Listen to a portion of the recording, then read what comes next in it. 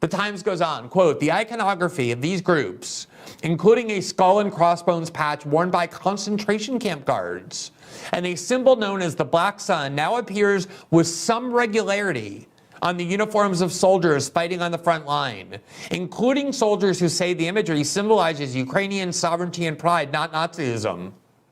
Try that, try that. Go out on the street if you're a conservative in the United States, proudly wearing Nazi symbols and Nazi ideology, and when your photo is taken and the New York Times publishes it, and every liberal journalist in this country demands that you get fired from your job and excluded from the financial system, try this excuse that the New York Times is accepting from Ukrainians wearing Nazi symbols. Oh, I don't interpret the swastika or the Black Sun or these other Nazi symbols as Nazism. I just interpret that as American sovereignty and American pride.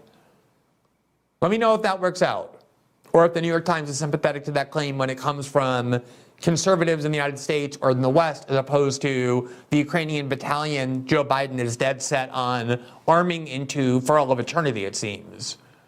The article goes on, in the short term, that threatens to reinforce Mr. Putin's propaganda and giving fuel to his false claims that Ukraine must be, quote, denazified, a position that ignores the fact that Ukraine's president, Vladimir Zelensky, is Jewish. Now, let me stop again here. What the New York Times is trying to tell you is that you don't have to worry about the fact that huge numbers of Ukrainian soldiers and Ukrainian people and Ukrainian battalions are openly embracing Nazi ideology because the president of Ukraine is Jewish. Now, what I want you to do is the next time somebody says that the United States has a problem with systemic racism, or that the United States is a country founded on white supremacy, claims that are extremely common, in fact, gospel in liberal discourse, I want you to say in response, well, of course that cannot be true, because after all, the president of the United States from 2008 to 2016, Barack Obama, is black. Therefore, it cannot be true that the United States is founded on an ideology of white supremacy, or that that ideology continues to be the predominant ideology in the United States. Or you can point out that not only is President Obama, who was elected and then reelected, black, but also the current Vice President, Kamala Harris, is as well. And therefore, that is a negation of the claim that the United States is a racist country. It seems to work here from the New York Times when it comes to Ukraine. I don't think that you would be very successful in arguing that when it came to similar claims about the United States. The article goes on. More broadly, Ukraine's ambivalence about these symbols, and sometimes even its acceptance of them. Okay, so the New York Times is acknowledging that Ukraine is ambivalent about Nazi symbols and sometimes even accepting of them. Seems like a pretty big deal to admit, given that that's the country that we are turning into one of the most well-armed countries on the planet. What is the concern the New York Times has about this fact, that Nazis are being armed and that might lead to very dangerous outcomes in the future? No. The concern is, quote, this risk giving new mainstream life to icons that the West has spent more than a half century trying to eliminate. Quote, what worries me in the Ukrainian context is that people in Ukraine who are either in leadership positions, either they don't or they're not willing to acknowledge and understand how these symbols are viewed outside of Ukraine, said Michael Coburn, a researcher at the investigative group Bellingcat, who studies the international far right. Are you surprised that the first expert, the apolitical neutral expert cited by the New York Times in this article, happens to be somebody from Bellingcat, who in a report that we broadcast 2 weeks ago that has been watched by almost 2 million people, was one that we documented is funded and shaped by the security state agencies of the West, the very governments that are behind the war in Ukraine. And here he is trying to say the only problem with it is not that these ideologies are pretty dangerous, Nazism that is, but that they have bad PR in the West, and it's really important to maintain good PR in the West so that the West continues to fund and arm Ukraine. In other words, the problem isn't that the Ukrainians are Nazis, the problem is they're being too candid about it. Quote, I think Ukrainians need to increasingly realize that these images undermine support for the country. Shouldn't they undermine support for the country? Shouldn't the fact that the leading fighting forces in Ukraine are filled with Nazis and people who have allegiance to Nazi ideology? Again, when I say Nazi ideology, you have to be very careful because in Western discourse, that phrase has been so overused. That Trump is a Nazi, that Trump is the new Hitler, that the Trump movement is fascist, that they're based on white supremacy, has been asserted over and over that those words have lost their meaning. You call someone a Nazi now and it pretty much means they're a conservative or someone who dissents from establishment orthodoxy, whether from the right or the left. But it does actually have meaning. There are real Nazis. There is such a thing as Nazi ideology, and these are the real adherents to it.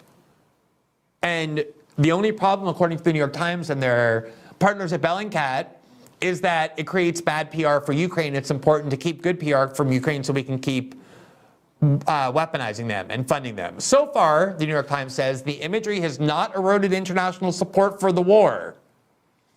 Why not? Why hasn't this imagery of what the New York Times describes as regular or frequent invocation of Nazi ideology and Nazi symbols by the Ukrainian military, why hasn't that eroded international support for the war? I should also point out that by international support for the war, the New York Times basically means the United States, Great Britain, and several Western European allies. Not very much beyond that. It has, however, says the Times, left diplomats, Western journalists, and advocacy groups in a difficult position. Okay, you would think by difficult position, what the New York Times means is that these diplomats, Western journalists, and advocacy groups are advocating that neo-Nazi groups be funded, and that's the difficult position. That's not what they mean. That's not the difficult position. What is the difficult position that they're in? Quote, calling attention to the iconography risks playing into Russian propaganda. Saying nothing allows it to spread. In other words, because it might be helpful to Russia to point out the truth,